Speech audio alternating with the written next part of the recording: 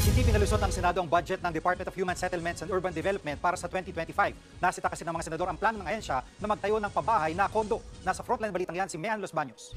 There are no homeless or Ginisa ng ilang senador ang Department of Human Settlements and Urban Development o DSUD sa deliberasyon ng kanilang budget sa plenaryo ng Senado. Target ng DSUD na makapagtayo ng 3.2 million housing units na medium at high-rise buildings o condominium style. Kakailanganin dyan ang nasa 4 trillion pesos na budget. Pero umalma si Senator Cynthia Villar. Giit niya, mas kailangan ng mahihirap at homeless ating mga kababayan ang pabahay na kaya nilang bayaran. Kaya bakit ng kondong itatayo na pang middle class lang? why are we providing houses for the middle class? They can buy from others because they can afford it.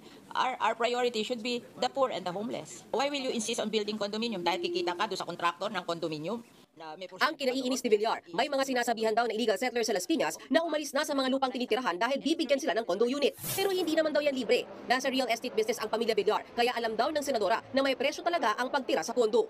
Paliwanag naman ni Senator Risa Hontiveros na sponsor ng budget ng DSUD. Base sa proposal, nasa 2,600 pesos ang ibabayad kada buwan sa condo unit na itatayo. Maari pa raw bumabayan sa 1,500 pesos dahil sa subsidiya mula sa gobyerno. Ipapadaan din daw ang bayad sa pamamagitan ng loan sa Pag-ibig.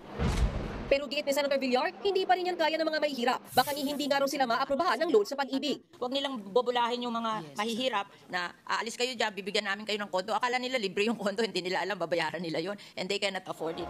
Mungkahin ni Senator Villar, bakit di na lang ipamahagi ang mga lupa sa mahihirap sa ilalim ng Community Mortgage Program? Nasa 500 pesos lang ang babayaran nila kada buwan para sa lupa at makakapag-ipon pa sila ng pampatayo ng bahay. Sabi naman ni Senator Risa Hontiveros, payag ang DSUD na isabay ang pamahagi ng lupa at pagtatayo ng kondo rin para naman sa mga may gusto nito. Ang priority po ng DSUD kasi hindi yung lupa lang. Gusto ng Secretary ay pag bumili ng lupa, magtatayo din po ng bahay in various forms. Yung forms na Paliwanag din ni Hontiveros, bukod sa DSUD may pinupondohan din ng gobyerno na iba pang housing projects para sa mga mahihirap. Pero sa huli, hindi pinalusot ng Senado ang budget ng DSUD, pati na rin ang ilan pang opisina gaya ng National Housing Authority. Marami pa raw tanong ang mga senador sa mga programang Parang may naamoy ako hindi maganda.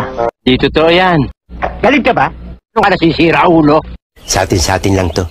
Bola lang yan.